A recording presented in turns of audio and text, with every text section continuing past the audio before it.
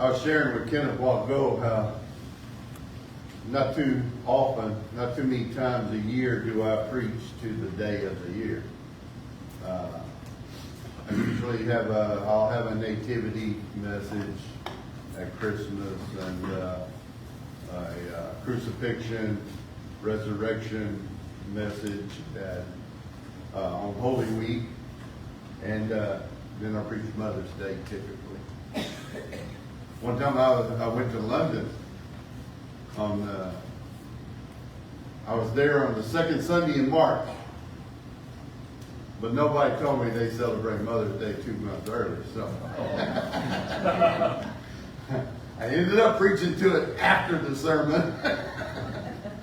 So that was a 3-hour day in service, so I promise I won't keep you that long this morning. It'll be rather short, but it's a wonderful day for us to think about God, what He has done for us, and how He has designed the family, how He has created all that we know. And He's made us in such a way that we can think about mothers and what they mean to us and how they affect us throughout our lives. It's a wonderful day to come together and just consider all that motherhood is. And I'm like poetry. Jean would understand that. She is a poet. I wrote a lot of poetry in high school. I wrote some afterwards, but I love poetry, and I loved all kinds of poetry. There's a wide variety, but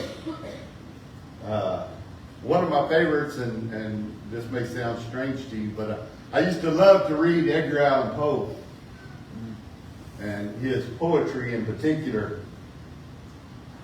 But he had one entitled To Mother, and one of the lines, the angels in the heavens above can find among their burning terms of love none so devotional as that of mother. Man, that just hit me so hard the first time I read that, and it stayed with me because I admit it to you freely, I was a mama's boy. I loved my mother. And she was there for me all the days of my life, you know, and that includes the 28 years since she's been gone. She's still there. Amen. And I hear her on a regular basis. I was canning pickles this last week. And I'm canning pickles, and I'm thinking about that's what Mom did and how she did it. And I tried to do it in the same way. I tried to use everything I learned from her to put together, and I make a mean pickle. Lydia says even with her salty taste, it's a little salty for her this year, the first batch, but I thought they were perfect. So I will bring some, I promise you, because when I do pickles, the last year that I put up a bunch, it was I think 44 gallons. So I do it in style. Be praying that the cucumbers keep producing the way they are. But, you know, every year I try to preach something on Mother's Day, and I preached on the women of the Bible. I preached on different mothers. I preached on Hannah. I preached on Sarah. I preached on Rebecca. I preached on Mary, of course. But so many mothers in the Bible, and I would try each year, you know, I would try to change it up a little bit, and I'd try to pick a different mother. And I'll tell you, Hannah's I just could never exceed Hannah. I really love the story of Hannah. And Hannah's the mother of Samuel, if any of you don't know. So I just love the story. And this year, God spoke to me something different. And I wanted to preach about what motherhood is. I wanted to preach about God's design and how He put it together. You know, one of the, I took a class one year with Rabbi Zacharias on apologetics. And in that class, he said that one of the greatest apologetic seminars he had ever been to featured Francis Collins. Francis Collins is the man who was assigned the Human Genome Project. He's a PhD in biology and whatnot. And so he worked on mapping the human genome, all of your genes. And he was doing a seminar. He had started off an atheist, and through his research over the years and through the scientific evidence, he became a Christian. And so he was doing this seminar, and he put up a picture of the rose window, and I don't remember the cathedral that it's in, but it's in some Scottish cathedral. And it's supposed to be the most intricate stained glass window in the world. And he says the number of pieces that are in that window. I want to say it's like 3,000 pieces of glass in that window. And he says, I want you to imagine you take each individual piece of glass from this window and you threw it up in the air. What do you think the chances would be that each piece would land in perfect order to make that window? Impossible. And then he put up a picture, another picture, and he said, this is a picture of a human gene looking down the spiral helix, more beautiful, more intricate. He said there are 3 billion pairs of information in every cell of the human body. Tell me it was by chance. And I say that because God put us together in such a way that a father and mother come together. And our genetics are split between the two of them. But they come together in perfect way to make a human being whose cells reproduce to make us who we are. And it's mind-boggling. I'm not going to get into all that intricate detail today as to how all that, well, for one thing I couldn't because I don't understand it myself. But I'll tell you this, quite simply. The way God designed us for a father and mother to birth us, to raise us, to teach us and nurture us throughout our lives. And that's what I want to concentrate on today. So, what is motherhood? You have the physical, you have the mother, and we're created inside of our mother's womb. She is the vessel in which God creates us. Psalm 139:19 says, for you created my innermost parts. You wove me in my mother's womb. Inside of our mothers, God puts us together. He molds us. He shapes us. He makes us into what we will grow up to be. And His plan is already set. He already knows what's going to happen in our lives. He knows where He wants us to be. He knows what our calling is. He knows what His plan is for us. Just as He said in Jeremiah 1:5, before I formed you in the womb, I knew you.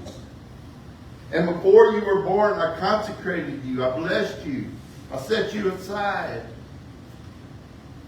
I have appointed you as a prophet to the nations. So already before Jeremiah was even created, God had set him aside. God had a purpose for him. He had a plan for him, just as He has for each one of us. He set in motion a chain of events that would lead us to where we are. I was talking to the boys this morning in Sunday school. Everything that happens in our lives, every person that we met, every little detail that came along in our lives went into shaping us into who we are today. There is not a person that you meet that God hasn't ordained that you would meet them. And God hasn't set aside a particular circumstance that you would come together in. It's funny how sometimes as we go through life, we will think about something that happened many years ago. As I said, I'm thinking about my mother today, and I hope all of you are thinking about your mother, whether she's here in the flesh or whether she is going to be with the Lord. I pray that you will be thinking of her, and you'll be thinking about the impact that she had on your life. And there are things that you will remember that she taught you that maybe you've forgotten. It's not that you forgot it, it's that you don't think of it every day. But something reminds you. Sometimes I hear an old song on the radio. Generally an old gospel song, an old hymn, or an old song that was converted into a country song. And I hear my mom singing in the kitchen while she was cooking or doing something else. One of my sisters talked about one day they had a friend over. And my mom was singing, and I don't remember the song it was in particular. It may have been Amazing Grace. That was one of her favorites, but she had several. But she was singing, and the friend asked my sister, "Who is that on the radio? She sings so beautifully." Well, that's not the radio, that's my mom. And I'm not saying that she was that great singer. She was a good singer.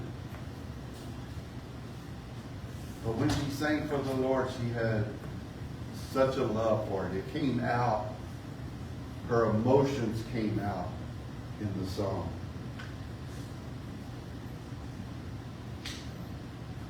It's just so neat to have those reminders in our lives. So, what else is a mother? Now, mother's the vessel, but she's also that person that the father relies on to be that vessel, right? Because, newsflash, we can't have children. I can't bear a child. And I rely on my wife to do that. I rely on my partner. I have to do that to reproduce. I have to do that to carry on my generation. But you know, a mother is not just a partner for creating the child. She's a partner for raising the child. She's a partner in every part of our lives. So, men, we need to recognize our own mothers, but we also need to recognize the mothers of our children for what they have done. The sacrifices that they made. And the impact that they've had on our lives and our children's lives. If we always think about our children in the way that we should, then we will recognize and honor our partners for that purpose. Psalm 127, 3-5 says, "Behold, children are a gift from the Lord. The fruit of the womb is a reward. Like arrows in the hand of a warrior, so are the children of one's youth. Blessed is the man whose quiver is full of them. They will not be ashamed when they speak with their enemies in the gate."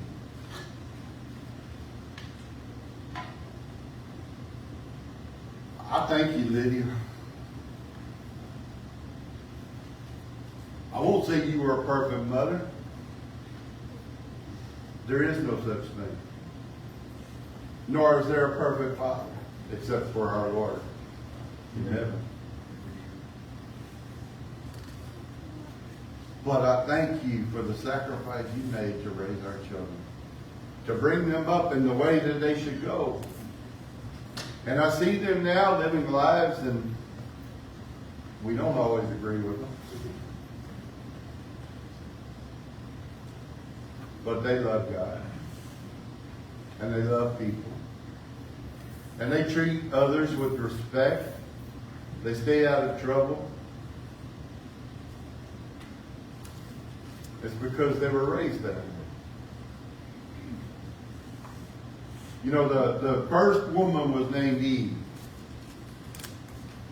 Do you know the meaning of that name? Hebrew, it means to breathe or to live. The giver of life.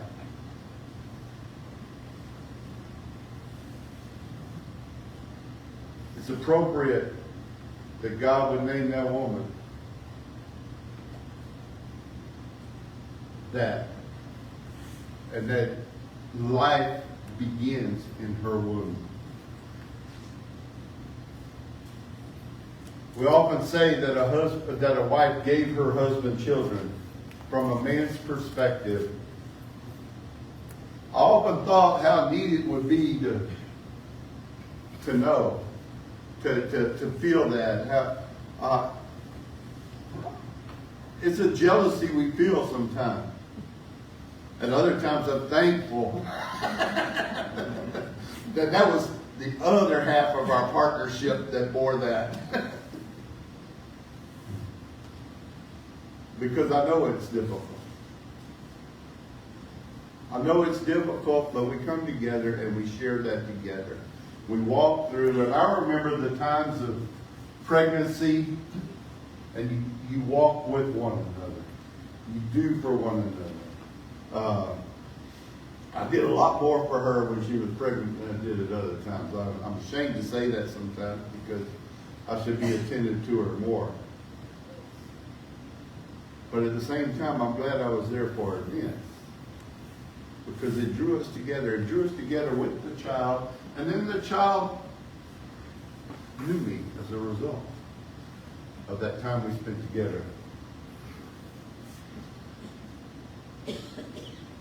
But all of this comes from that mother's desire, not just to have children, but to raise them up, to nourish them, to take care of them throughout their years.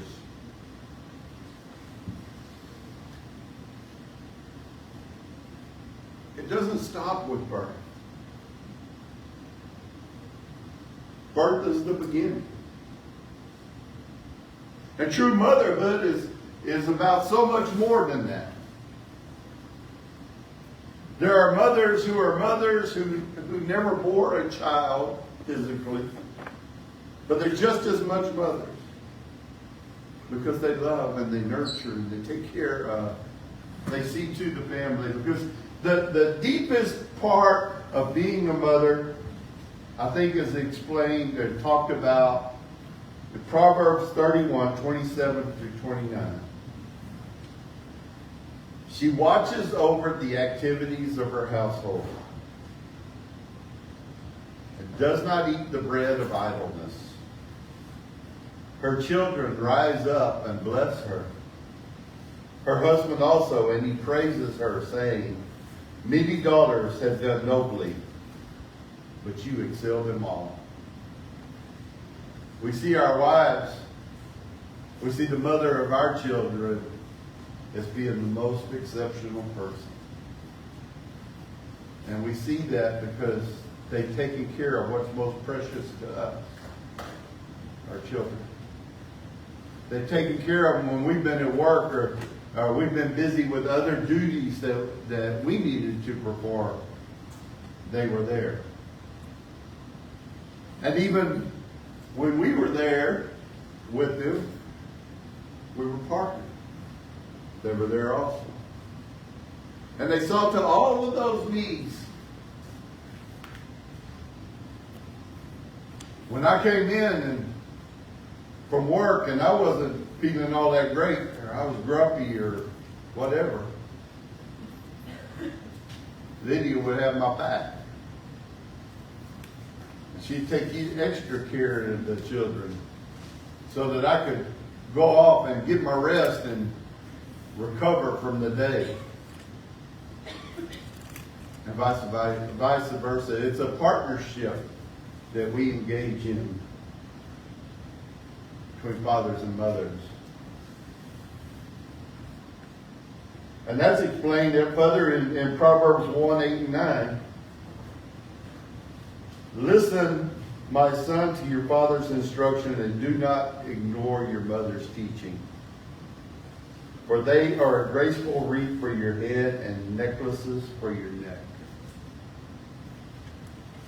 The things that are taught by our parents,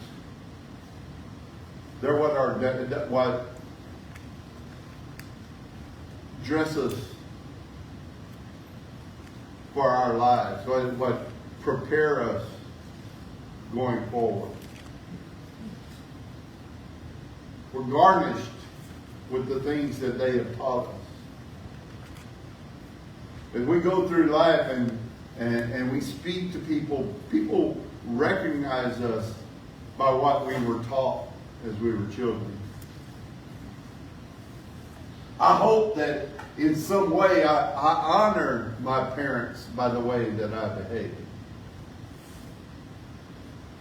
I remember when we started to merge with Baptist Temple, the first time I went and met with Jeremy and I don't know if it was the council or who it was, but anyway, I went in and first person I met was Dion Hathaway. And I remember Dion from going to church with her when I was a little bitty kid.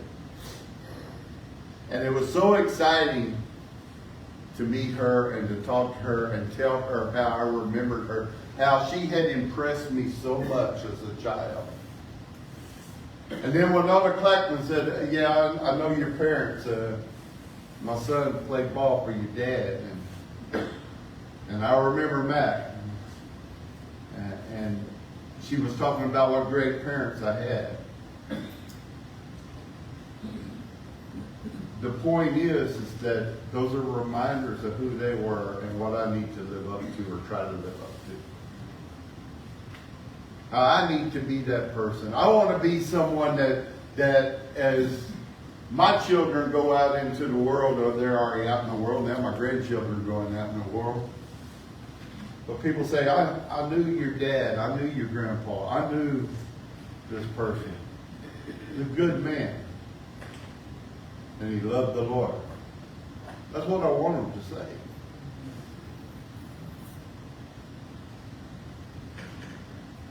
And I've got to live up to that. I've got to set my standards.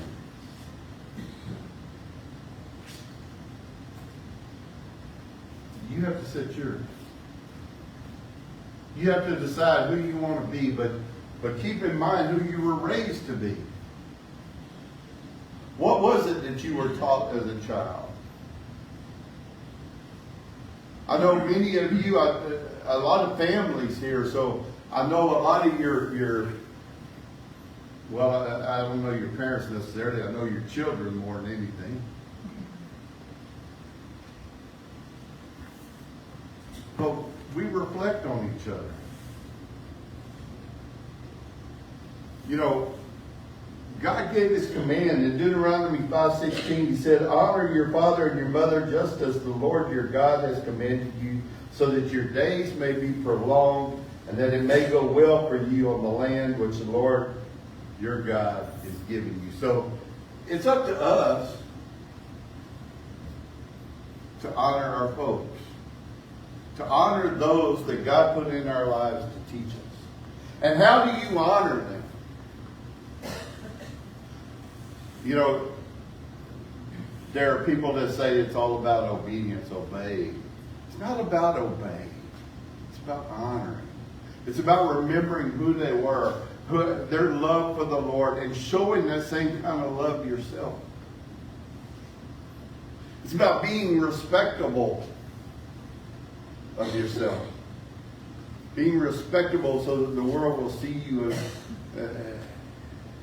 I'm not going to say a great person, but seeing you as someone who cares. It's not about us being perfect, because we're not going to be perfect.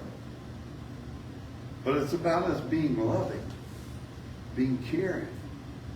When I first started pastoring, my goal was not to be the greatest preacher ever.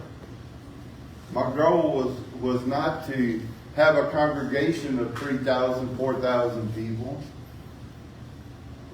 None of that was my goal. My goal was that, and I asked the Lord for this, that anybody that would step through the doors back here would know that I loved them just as the Lord loves them.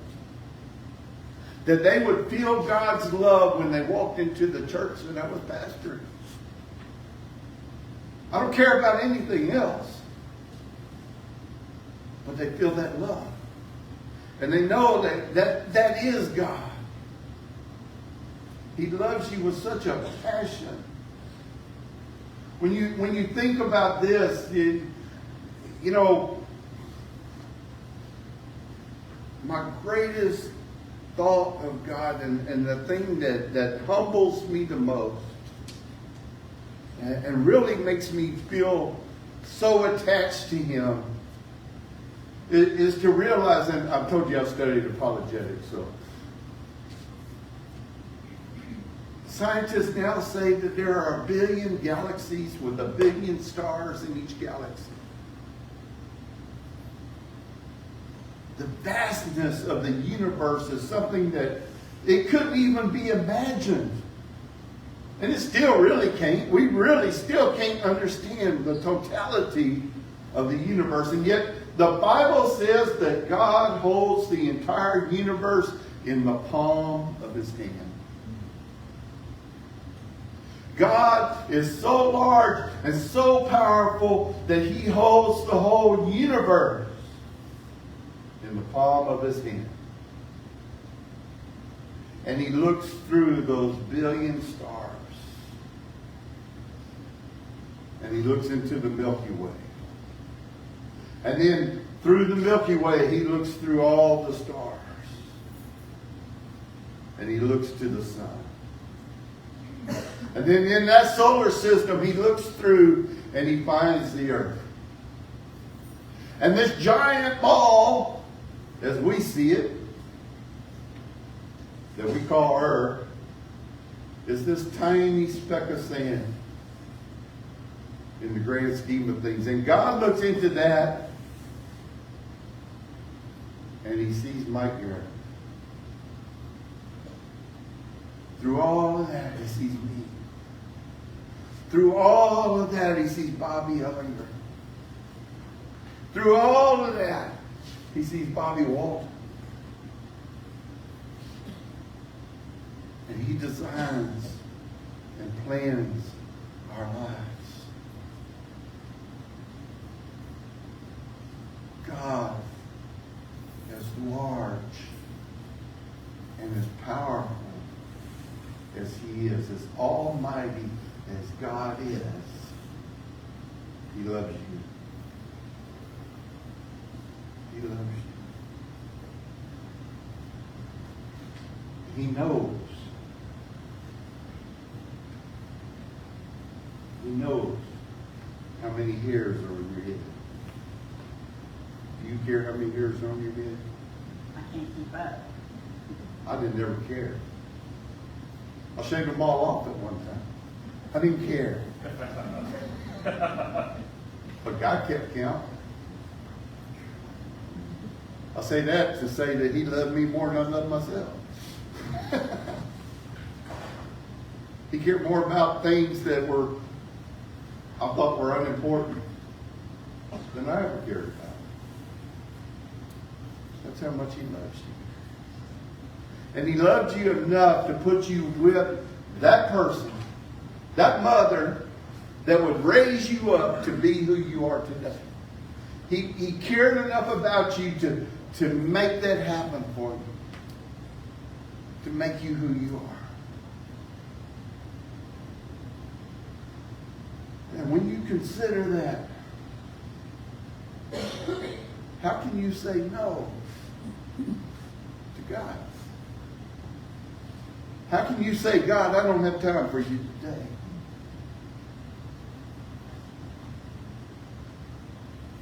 Gotta get it, but you know, I've got a busy life. Oh, why did you make me go through this, God? Why did I have to suffer through this problem?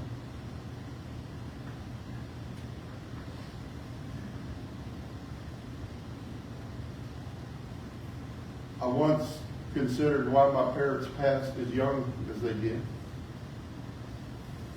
I was in my 30s.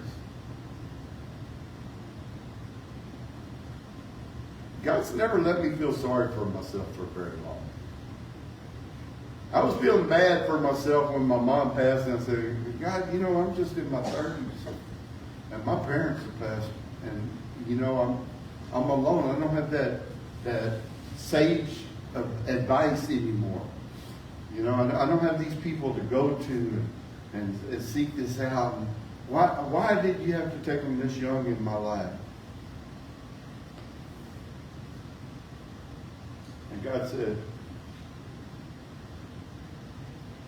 basically he told me that was not for me to know, but he also told me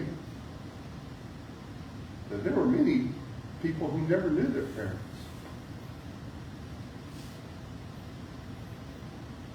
Yes, some will grow old with their parents. Some will never know them. And some it'll be a little few years. So in the grand scheme of things, I knew my parents for a good while. And I'm thankful for that. And I want to ask you today to consider what God has given you in your life and to appreciate every moment that you have. If your moms are still alive, if they're still here with you, then seek to spend time with them. Even if it's difficult. And it can be sometimes. I understand that. But they love you. And you love them. And all the rest of that mess is not important. Seek that time. Because no matter what your differences are, you'll regret it when there is no more time to spend. Seek them out. And thank God that He gave you them. And He gave you that time. Thank God that He made you who you are today. If you haven't come to the Lord, if you don't know the Lord, if you haven't met Him face to face, I would ask you to come forward with me this morning and let's talk about it. God is seeking you. God is seeking you. He wants to have a relationship with you. And by relationship, I mean a relationship. He doesn't want to know this is so-and-so over there and that's so-and-so. He wants to know your innermost thoughts, your desires, your hopes, your dreams. He even wants to know your anger. You know, I'll tell you, I'm different than a lot of pastors. I'll tell you, God doesn't get upset when you get angry with Him. He kind of likes it. You know why? Because when you get angry with Him, you'll talk to Him. And when you talk to Him, you get to know Him. I'm not going to say He wants you to get angry with Him. But He'll use that moment. And so it's better to be angry with Him and to show that to Him and to tell Him than to try to hide it or to try to just push Him away. That's what it means in Revelation when He says, I'd rather you be hot or cold than lukewarm. I'd rather you be against me than just not care about me. If you got a passion, He can work with that. And like I said, that's His desire. Is to draw you near to Him. To speak into your heart. To give you that hope. Because I promise you, once you have that relationship with you, with him, he will never, ever let you go. He will hold on to you, he will bless you, and he will love you forever. If you've accepted him, but you've fallen away, he'll let you come back. He's good at forgiving, man. We can only dream of a day when we can forgive like he can forgive. If you need to follow him in baptism, it's important, and we've got baptism coming up, so you got the prime opportunity. But any of these things, if you're looking for a church home, we'd love to have you. And if any of these things would fit you today, and God is leading you to come forward and to profess that, then I would invite you to come as the group sings another song.